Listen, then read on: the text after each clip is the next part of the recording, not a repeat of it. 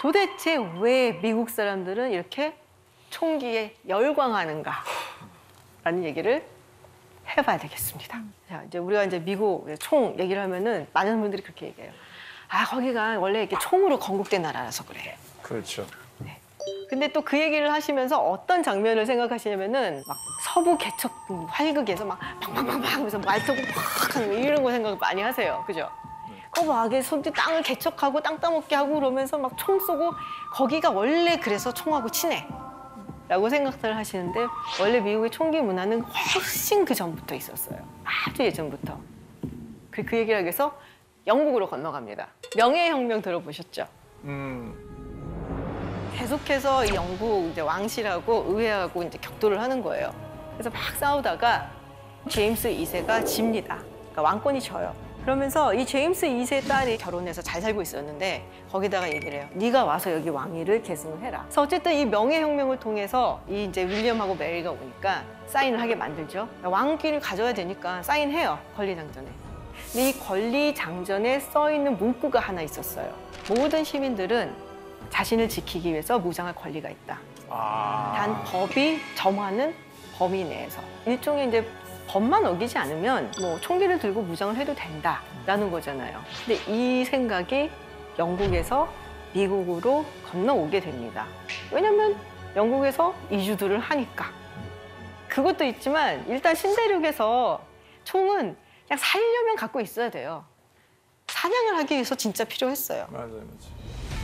단백질을 보충을 해야 되잖아요. 그래도 그러려면 이제 사냥하고 다니는 거죠. 그래서 총이 나는 갖고 싶은데 돈이 없어요.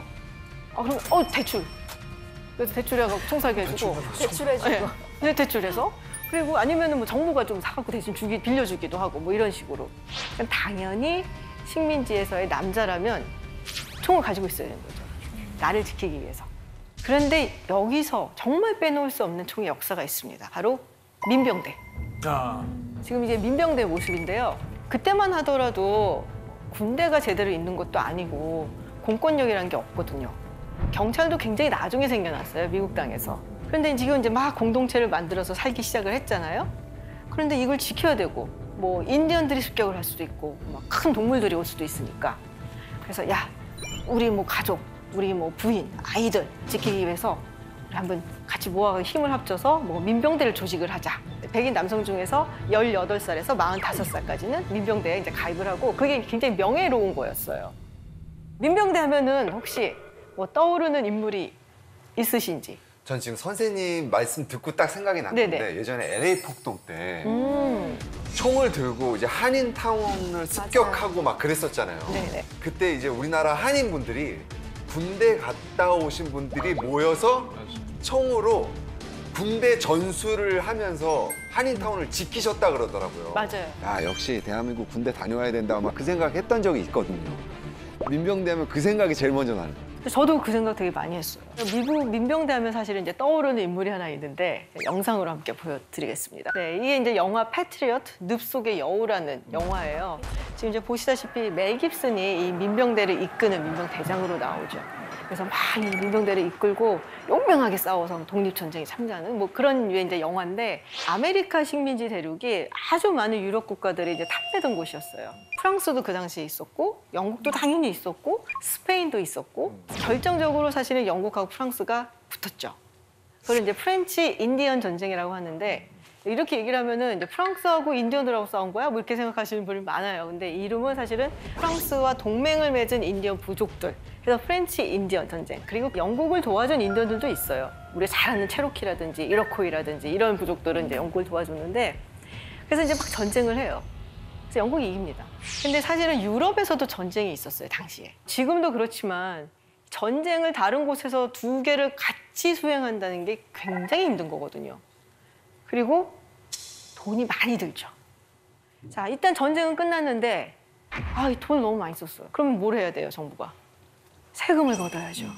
예나 지금이나 세금 걷는 건 다 싫어합니다. 그럼 만만한 게 어디예요? 식민지에서. 그렇죠. 만만하니까 식민지에서 걷기 시작을 합니다. 식민지 사람들이 열이 받죠. 왜냐면 자기들도 여기 참여해서 같이 싸워줬거든요. 프렌치 인디언 전쟁에서. 자기네도 목숨 걸고 가서 싸워줬는데 그러면 뭐라도 뭐 포상 같은 거라도 해주고 자리라도 줘야 되는데 그런 건 하나도 없고 돈을 내래. 의회에서 그걸 결정하니까 자기네들 목소리가 없잖아요. 그래서 그때 나온 것이 대표 없이 과세 없다라는 얘기예요. 아, 그래서 우리도 우리 대표를 거기 보내겠습니다. 우리 입장 좀 얘기를 할게요. 근데 뭐 영국이 귓등으로도 안 듣죠. 그러니까 이제 식민지 사람들이 불만이 차곡차곡 쌓이면서 세금을 철폐하라고 막 요구를 하고 영국 상품을 불매를 하기 시작을 하고 그러면서 약간 과격 단체들도 생겨나요. 자유의 아들들이라고. Sons of Liberty라고 합니다. 결국에는 이제 영국은 쟤네들 반항이 좀 심한데 하면서 군사를 계속 좀 보내요 더. 그러다가 사건이 터집니다. 1770년 보스턴에서. 그래서 이제 시민들이 막 이제 시위를 하고 세관들이나 이런 데를 지키려고 왔던 영국 군인하고 충돌을 하면서 유혈 사태가 생깁니다.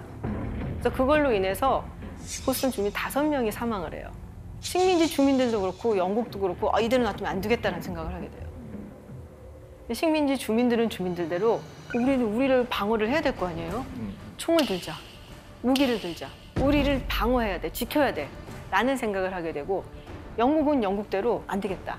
얘네들이 더 저항을 하면은 무슨 일을 벌일지 모르니까 무기를 뺏자. 1774년에 영국 의회에서 법을 통과시켜서 영국에서 수출하는 어떤 뭐 탄약이라든지 총이라든지 이런 걸 미국이 수입을 못하게 만들어. 근데 이미 갖고 있는 거 있잖아요. 그것도 뺏어야지. 그래서 75년에 영국이 첩보를 입수해요. 보스턴에서 살짝 북서쪽으로 올라가면은 콩코드라는 곳이 있어요. 거기 무기 창고가 있는데 엄청나게 많이 쌓아놨대더라. 그 첩보를 입수를 하고 거기를 습격하러 갑니다. 거기 바로 아래에 있는 렉싱턴에서 첫 전투가 벌어져요. 그래서 많은 사람들이 그 전투가 미국 독립전쟁의 신호탄이었다라고 얘기를 해요. 자, 그러면 제가 종합을 조금 해보면 이 영국의 전제 군주가 우리한테 말도 안 되는 과도한 세금을 부여를 했고 그리고 우리의 자유와 권리, 나아가서는 생명까지 위협을 하고 있는데 그러면 우리가 총을 들고 무장을 해서 맞서야 되지 않겠느냐라는 생각을 하게 됐죠. 그리고 심지어 이런 부분에 대해서 건국의 아버지들 이런 사람들도 그 당시에는 아주 열렬하게 지지를 했어요. 지금 그림에 이제 나오는 인물이 미국의 2대 대통령 존 아담스입니다. 이 존 아담스가 뭐라고 이야기를 했냐면요. 모든 사람은 무기를 통해서 자신을 방어할 수 있어야 된다. 3대 대통령, 이 토마스 제퍼슨은 무슨 얘기를 했냐? 총을 가지지 않는 사람은 자유인이라고 말할 수 없다. 저 정도면은 저 정도면은 총 하나 가져야 되죠. 정말 위험했나 보다. 설득이 되네요. 그러니까 어쩌면은 미국이 독립을 하면서부터 이미 이 총이란 거는 그냥 총이 아니라 나의 자유와 권리, 생명을 지켜주는 거예요. 자, 어쨌든 미국이 영국과 독립전쟁을 치르고 그리고 독립을 하게 됩니다. 많은 분들이 조금 한국하고 착각을 하시는 게 우리는 막 우리나라 막 해갖고 대한민국 뭐 조선 막 해갖고 독립운동을 하고 그럴 때도 굉장히 막 단일민족적인 생각을 갖고 했잖아요. 근데 미국은 달라요. 그러니까 미국의 공식 이름이 뭐죠? United States. 합중국. United States of America. 그러니까 스테이츠의 연합체인 거잖아요, 사실은. 근데 스테이트이 미국의 어떤 주를 가리키기도 하지만 국가를 밝히. 맞아요. 국가이기도 하죠. 그러니까 독립전쟁을 치를 때만 해도 사실 이 미국이라는 나라가 13개의 식민주들이 이렇게 느슨하게 얽혀 있었던 그런 단체고 다스리고 있었던 건 저 멀리 있었던 영국이었죠. 근데 이게 똑 가버렸잖아요. 건국의 아버지들 생각에 그래도 이 주들을 관장할 수 있는 뭔가 하나 정부는 있어야 되지 않을까라는 생각을 합니다. 근데 얼마만큼의 권한을 이 연방정부한테 주느냐 갖고 싸우기 시작을 해요. 그래서 연방정부의 권한이 커야 된다는 사람들이 연방주의자. 아니다. 연방정부가 커갖고 주정부를 탄압하면 어떡해. 개인의 권리와 자유를 탄압하면 또 어떡해.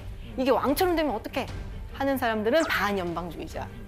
그래서 하나하나 다 티격태격 싸우다가 결국에는 합의를 봐서 헌법을 써요. 근데 헌법을 써놓고 보니까 이 반연방주의자들이 연방정부가 월권을 하지 않게, 전행을 하지 않게 뭔가 이렇게 막을 수 있는 게 있어야 되지 않겠어? 우리 시민이나 주정부가 이거 권리를 침해당하면 안 되지 하고서는 헌법을 쓰자마자 쓴 게 수정헌법 1조부터 10조예요. 그래서 수정헌법 1조는 되게 유명하죠. 표현의 자유, 언론의 자유 나오는 거. 그리고 수정헌법 2조가 있습니다. 잘 규율된 민병대는 자유주의 안보에 있어서 필수적인 요소이기 때문에 국민들은 무기를 소지하고 휴대할 권리를 침해받아선 안 된다. 여기서 이제 의미하는 거는 한 2가지 정도 볼 수 있어요. 그러니까 뭐 민병대 같은 경우 우리의 집과 일터를 지키기 위해서 필요하다, 무장을 해야 된다라는 게 하나 있고요. 2번째는 정말 실질적인 이유예요. 무기를 가져야 돼요. 제가 예전에 대륙횡단 자동차 여행을 해본 적이 있어요, 친구랑. 처음에 좋은데 중간에 이렇게 갔는데 뭐 네브라스카 뭐 이런 데 지나갔는데 정말 길이 끝없이 막 펼쳐져 있고 우리 영화에서 보는 영화에서 보는 거. 그냥 예, 하이웨이 하나만 쫙 있고 맞아요. 매드맥스가 나타날 것만 같아. 근데 제가 그때 든 생각에 와, 여기서 내가 죽어도 아무도 모르겠다. 그러니까. 진짜 그 생각이 들었어요. 그래서 그 순간 제가 사실은 아, 총이 필요할 수 있겠구나 라고 생각을 했었던 순간이에요.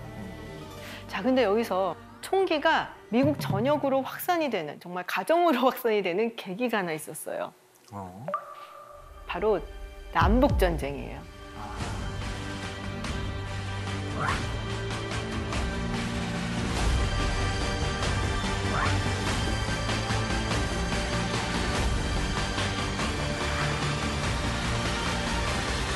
이 내전이라는 게 가장 참혹한 게 뭐냐면요. 우리 옆집 아저씨가 갑자기 와서 나한테 총을 들이미는 거예요. 전쟁이 끝나면은 그 옆집 아저씨랑 같이 살아가야 되고. 그래서 이 내전 때문에 상흔이 어마어마하게 커요. 그래서 미국도 아직 사실은 남부하고 북부주하고 약간의 이 미묘한 감정이 있어요. 그런데 남북 전쟁을 치르면서 소총 기술이 굉장히 많이 발전돼요. 그리고 생산도 많이 했죠. 그래서 당시에 400만 정의 총이 생산이 됐다라는 이야기가 있어요. 그리고 남북 전쟁이 끝나게 되죠. 끝난 다음에 이 링컨 대통령이 정말 대단한 사람인 게 우리는 하나로 같이 가야 되는 국가에서 전범 재판이라든지 뭐 이런 것들, 그 전쟁에서 남부연합 쪽에서 싸웠던 사람들이 전혀 죄를 묻질 않아요. 그래서 이 사람들이 그냥 고이 집에 돌아갑니다. 다 거의 집에 들어가는데 총도 가져가요. 아, 제대하면서. 어디다 반납해야 돼요? 몰라. 그냥 가져가요, 그냥. 그러면서 미국 가정의 총기가 막 퍼져요. 그리고 남북전쟁이 끝난 다음에 뭐가 있냐? 본격적으로 서부 개척 시대가 열립니다. 우리 생각한 탕탕탕 이거. 그 시대가 딱 열립니다. 뭐 50년대, 60년대, 70년대 얼마나 많았나요? 서부 영화. What's the movie? 외로운 총잡이가 나타나갖고서는 막 따라라라 왕왕왕 하면서 다들 아시죠 이거? 왕왕왕왕왕. 뭐 스토리 라인은 되게 같아요. 뭐 아메리칸 인디안들하고 카우보이들이 막 한판을 뜬다든지.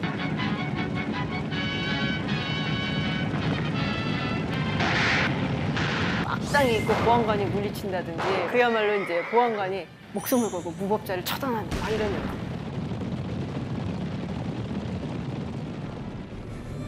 어떻게 보면 이게 약간 남성들의 로망의 시대다 뭐 이렇게 생각이 들어요. 건국 당시에는 이 영국의 전제공주 왕의 압제에 우리가 맞서서 저항하기 위해서 우리의 자유, 권리, 생명을 지키기 위해서 들었던 것이 총이고 지금은 악당들을 처단하기 위해서 정의의 심판을 받아라 하면서 들었던 게 총인 거죠. 그래서 그 당시에 타임 노벨, 10센트 노벨, 10센트 소설이라는 게 되게 유행을 했어요. 근데 거기에 중요한 소재 중에 하나가 서부 개척, 뭐 활극 막 이런 거. 거기서 또 이제 뭐 굉장히 유명한 분이 나오게 되죠. 바로 이분입니다. 미스 애니 오클리? 맞아요. 네. 애니 오클리입니다. 그야말로 명사수.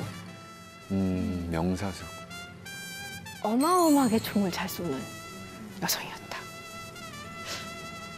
우리 상중님께서는 사격을 해보신 적이 있으시겠죠? 그럼요. 군대를 갔다 온 대한민국 남자라면 사격은 다 했지요. 얼마나 잘하세요? 특등사수 정도는 아니어도 네, 오, 잘 했습니다. 잘하셨군요.